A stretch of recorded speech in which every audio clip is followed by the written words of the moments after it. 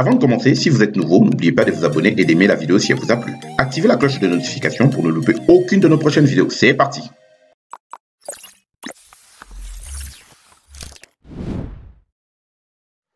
Alors, pour expliquer la cybersécurité, nous allons d'abord l'illustrer avec cette histoire concernant Tracy. Tracy a souvent l'habitude de faire ses achats en ligne sur Zango.com. Et dans ce site, elle a enregistré ses informations personnelles, comme l'adresse email, les informations de sa carte bancaire pour lui permettre de faire rapidement ses achats sans devoir renseigner à chaque fois ses informations pour ses prochains achats. Et toutes ces informations sont stockées dans le serveur de Zango.com. Un beau matin, Tracy reçoit un mail avec le logo de Zango.com, lui informant qu'elle a gagné un chèque cadeau pour faire ses achats sur son site préféré. Pour recevoir ce chèque cadeau, on lui demande de renseigner certaines informations. Tracy saute de joie. Elle s'est dit, ils veulent juste vérifier mon compte pour savoir que c'est bien moi. C'est d'autant pas du danger auquel elle était en train de s'exposer. Quelque temps après, elle se connecte sur son compte bancaire pour vérifier son solde. Et là, surprise, car 5 000 € ont été retirés sur son compte. D'après vous, qu'est-ce qui s'est passé? Je suis sûr que vous avez tous répondu juste. Et effectivement, le mail qu'elle a reçu était un faux. L'auteur de ce mail a utilisé sa ruse pour lui piquer ses informations bancaires et ce genre d'attaque est appelé le cyberattaque.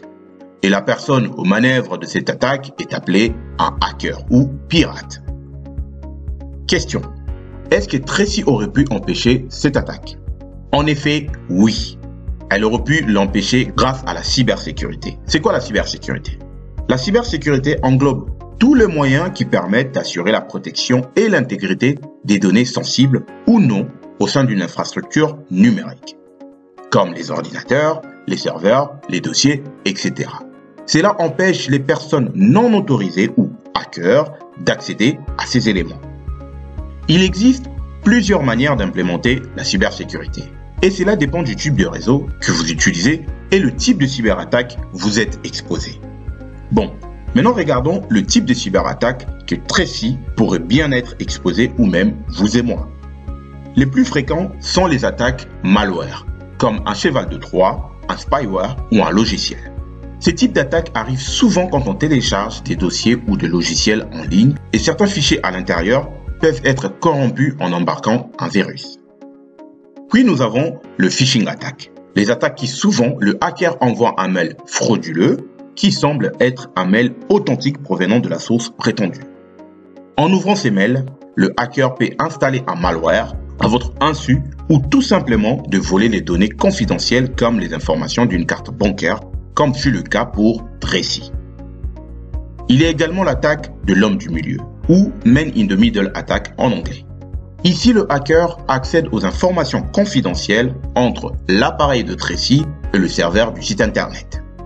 Dans ce type d'attaque, le pirate récupère l'adresse IP de l'appareil utilisé et ainsi, le hacker peut se placer au milieu de la chaîne d'échange d'informations entre Tracy et le serveur de Zango.com. De ces faits, toutes les informations échangées entre Tracy et les serveurs sont interceptées par le pirate. Ce type d'attaque arrive souvent avec le réseau Wi-Fi non sécurisé, mais également grâce à des malwares. Il y a aussi les attaques de mots de passe. Et cela arrive très souvent, où le hacker va essayer de craquer votre mot de passe en essayant plusieurs combinaisons. Pour éviter ce type de cyberattaque, il est recommandé de prendre des précautions afin de vous protéger. Premièrement, en installant un pare-feu. Un pare-feu est comme un mur virtuel qui permet de filtrer toutes les informations venant du serveur vers votre appareil afin de garantir la sécurité des données entrantes. Un pare-feu peut être un logiciel ou un renforcement de votre système d'exploitation comme avec le Windows Security. Vous avez également un autre type de défense appelé honeypot, en français pot de miel. C'est comme un piège pour insectes. Cette méthode de défense active consiste à attirer des ressources potentiellement dangereuses afin de les identifier et de les neutraliser. En ce qui concerne les piratages de mots de passe, la meilleure méthode pour vous protéger contre, c'est en évitant d'utiliser les mots de passe trop simples. Le cyberattaque ne concerne pas que les personnes lambda comme vous et moi. Les institutions comme les banques, les entreprises et même les gouvernements font face à ces genres d'attaques.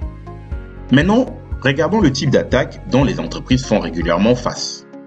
Nous avons les attaques dites APT, littéralement traduit comme des menaces persistantes avancées, en anglais Advanced Persistent Threat, dont son abrégé APT. Ces types d'attaques sont de haut niveau, ce qui permet aux hackers de pénétrer furtivement les systèmes d'information d'une entité en volant par exemple des informations confidentielles pendant une longue période. Les entreprises font également face à des attaques DDoS, en français déni de service distribué. Une attaque DDoS consiste à envoyer de multiples requêtes à la ressource web attaquée dans le but d'entraver la capacité du serveur à générer les requêtes et bloquer son fonctionnement. Cela résulte à un épuisement des ressources système, l'empêchant ainsi de répondre au trafic légitime.